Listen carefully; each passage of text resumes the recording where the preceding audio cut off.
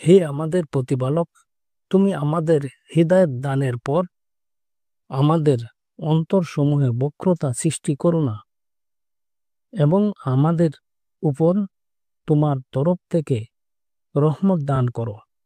নিশ্চয়ই তুমি মহাদাতা।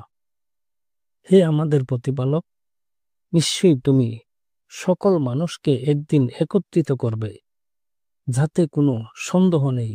হাসরের দিন নিশ্চয়ই আল্লাহ ভঙ্গ করে না অঙ্গীকার। যারা কুফরি করে তাদের ধন সম্পদ এবং তাদের সন্তান সন্ততি কোনো কিছুই উপকারে আসবে না আল্লাহর নিকট, এবং তারাই হবে জাহান্নামের ইন্ধন। সূরা আল ইমরান, আয়াত 8 থেকে 10।